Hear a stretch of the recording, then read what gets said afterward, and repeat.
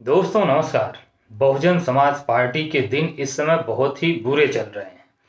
मैटराइज और जी न्यूज़ का जो सर्वे आया उसमें भी यही आया कि उत्तर प्रदेश की 80 सीटों में से बसपा को 0 सीटें मिल रही हैं, यानी शून्य सीटें। 2014 की स्थिति। 2019 में तो सपा के साथ अलायंस करके बहन जी ने 10 सीटें निकाल ली थी, लेकिन इस बार उनका अकेले लड़ने का जो फैसला है उस वजह से हो या जो भी कारण हो, लेकिन जी न्यूज़ और मैटराइज के सर्वे में ये आया कि आज की डेट में अगर चुनाव होते हैं तो उसमें बहुजन समाज पार्टी को 0 सीटें मिलेंगी। और इतनी सारी दुखद और इतनी सारी नेगेटिव खबरें के साथ आज जो है अचानक एक बसपा के लिए खुशखबरी आई है कि बीजेपी के एक बड़े नेता ने, एक कद्दावर नेता ने आज बहुजन समाज पार्टी को ज्वाइन कर लिया और वह अपने यहाँ इस समय प्रभारी हैं और भविष्य में लोकसभा के प्रत्याशी भी हो सकते हैं। बीजेपी के जिस कद्दावर नेता ने बीएसपी ज्वाइन किया है वह पहले बीजेपी के ही किसान मोर्चे में थे और उनका नाम किसान से ही जुड़ा हुआ किशन ठाकुर है। तो कहीं ना कहीं नाम जो है उनका मिलता जुलता सा, किसान और किशन। तो किशन ठाकुर जो है उन्होंने बीजेपी को छोड़ करके बीएसपी का दामन थाम लिया। फरीदाबाद से इस समय वो प्रभारी हैं लोकसभा के और अगली यानी 2024 में लोकसभा चुनाव जो होंगे उसके लिए प्रत्याशी होने की पूर्ण संभावना है। आकाश आनंद के वो जब रैली वगैरह हुई और उन सारी चीज़ों में उनका मुलाकात और वो सारे उनके इंटरव्यू वगैरह जब से सामने आए हैं तब से माना ये जा रहा है कि वही जो है फरीदाबाद से लोकसभा के प्रत्याशी होंगे। उनसे मीडिया वालों ने जब पूछा कि भाई आप जो है क्यों छोड़ रहे हैं बीजेपी, क्या समस्या है, तो उन्होंने हरियाणा में भी वही सारी समस्याएं जो कोई भी पार्टी का हो विपक्ष वाले जो उठा रहे हैं, वह बेरोजगारी बहुत है, महंगाई बहुत है और स्वास्थ्य के लिए संबंधी समस्याएं हैं, संविधान और अन्य अगड़म बगड़म वाली बातें जो सभी लोग उठा रहे हैं वही कहा। उसके साथ में उन्होंने 9 विधान यानी हरियाणा की 9 विधानसभा सीटों के बारे में उन्होंने कहा कि भाई वहाँ जो सड़कें वगैरह हैं वो बहुत टूटी फूटी हैं। उसके बाद बहन जी के बारे में पूछा गया तो बहन जी के बारे में भी उन्होंने बहुत सारी तारीफ वाली बातें करी कि बहन जी यहाँ की जो जमीन थी कुछ समय पहले यानी जब बहन जी की सरकार उत्तर प्रदेश में बनी थी तो ये जो सटे इलाके थे यूपी से लगे हुए, उन इलाकों के आसपास जो विकास कार्य हुए थे, जो स्कूल खोले गए थे, जो इंडस्ट्रीज खोली गई थी, जो नोएडा और ओखला का जो डेवलपमेंट हुआ था उसकी वजह से, तो वहाँ से उनके आसपास की जो जमीनें थी जो वो कह रहे थे कि वो 100 रुपये गज या 100 रुपये में जा रही थी, वो जो है आज लाखों रुपए में जा रही हैं और वहाँ आसपास विकास के बहुत सारे कार्य हुए हैं।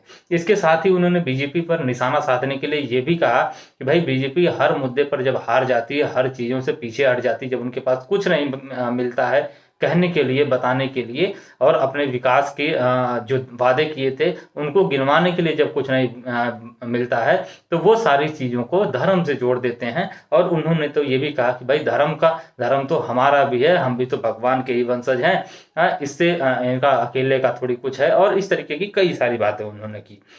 इस पर जो है कुछ लोगों ने बड़े मज़ेदार कमेंट जो है किए हैं और कुछ अपनी राय रखी है, तो मैं आपको वो राय भी दिखाना चाहूँगा और उसके बारे में भी थोड़ी सी बात करेंगे, तो जिसे आप इधर देख भी सकते हैं। तो इसमें सत्य प्रकाश जी कहते हैं कि बीएसपी का बंटाधार करने के लिए आया होगा या इसको भेजा गया होगा। तो इस तरीके की भी आशंकाएं जो है लोगों के बीच में है कि हो सकता है ये जो है इन साहब को एजेंट के तौर पर भेजा गया होगा। अच्छा, जगदीश कुमार कहते हैं बहुजन समाज पार्टी धर्मनिरपेक्ष पार्टी है और सर्व समाज की पार्टी है। हमें न गोदी मीडिया का गुजरात मॉडल चाहिए, ना ही गुंडा राज चाहिए। हमें बस 2024 में केंद्र में माया मॉडल की सरकार चाहिए। बहरहाल इनकी कहीं ना कहीं मुझे लगता है कि ये उत्तर प्रदेश में जो बहन जी का शासन काल रहा है उससे कहीं ना कहीं तुलना कर रहे हैं और उस मॉडल को केंद्र में लाने की बात कर रहे हैं। इनके साथ ही जो है प्रदीप जो कहते हैं कि टिकट नहीं मिला होगा इसलिए चले आए हैं। तो इनका ये कहना है कि शायद उन्हें जो है ठाकुर साहब को टिकट नहीं मिला होगा बीजेपी से और इस वजह से वो अपनी जो है जुगत लड़ाने के लिए बीएसपी में शामिल हो गए होंगे।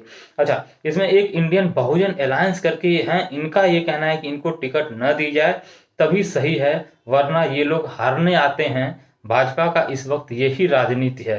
तो यानी ये जो बहुजन अलायंस है इनका ये कहना है कि ऐसे लोग जो आ रहे हैं उनको टिकट ना दिया जाए ये लोग बीजेपी के एक एजेंट, जो एक और भाई साहब ने कहा था, उसी तरीके से इनका भी कहना है कि ये लोग हारने के लिए आ रहे हैं, कि जो मजबूत सीटें हैं या जो उनकी कमजोर सीटें हैं उस पर जो है वो अपने किसी ऐसे एजेंट के तौर पर अपने ही आदमी को भेज दे रहे हैं जो जा करके वहां अच्छे से लड़ेगा नहीं और हार जाएगा, तो इससे बीजेपी जीत जाएगी। ये इन साहब का कहना है। इसके साथ ही जो है गौरव कुमार कह रहे हैं कि इस खबर को गोदी मीडिया नहीं दिखाएगा।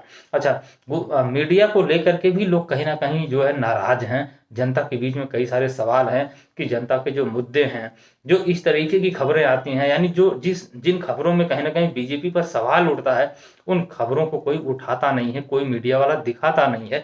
तो ये गौतम कुमार जी यही कहना चाहते हैं कि ऐसी खबर है तो इसको गोदी मीडिया जो है नहीं दिखाएगा।